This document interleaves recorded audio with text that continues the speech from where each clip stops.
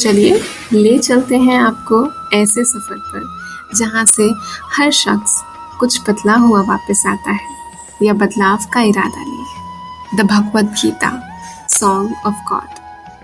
Today's video will include those learnings of Bhagavad Gita that changed my way of living.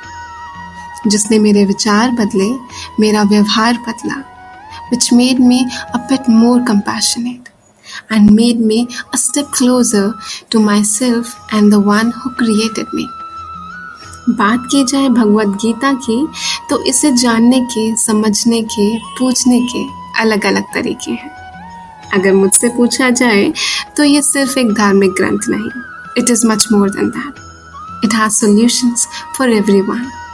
If you're a working woman जो घर और अपने office के काम में फंसी हुई है, एक फ्यूचर कंसर्न स्टूडेंट या फिर $1 billion making MNC which wants to crack a great deal, then it has solution for you as well.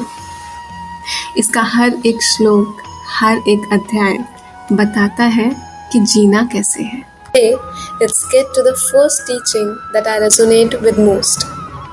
यस्मान नो द्विजते लोको लोकान नो द्विजते च यः हर्षमर्षभ्यो द्विगेहि मुक्तो यः स च मे प्रियः.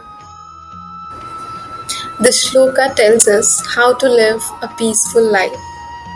It says, वो जो ना परेशान होते हैं और ना ही किसी की परेशानी की वजह बनते हैं, जो सुख और दुख दोनों में एक से भाव रखते हैं और जो डर, निराशा दोनों से मुक्त है. But the question pops in our minds that how to do it. हम तो खुशी में पागल हो जाते हैं और दुख में अक्सर डिप्रेस्ड. तो एक जैसा कैसे रहा जाए? And the answer is exactly where the question popped in. The mind. Yes, the mind. By controlling the mind, we can attain that level of calmness in us. जिंदगी में एक ठहराव और सरलता लाने के लिए मन को काबू में करना जरूरी है.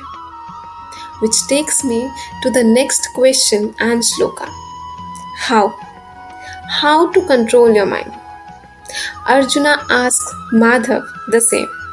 अर्जुन कहते हैं कि अगर आप मुझसे इस हवा पर काबू पाने को कहें तो शायद वो मैं कर लूँगा, लेकिन मन, इस चंचल मन पर कैसे काबू पाया जाए?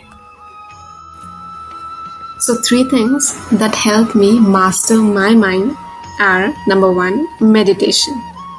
It works magic to the soul. It leads to inner peace. It is a journey in itself, and I'm still on that journey. I hope you join soon. And second is to be not connected with the end results of our actions. For example, I am making this video. There could be 2 views or 200 or maybe 2000.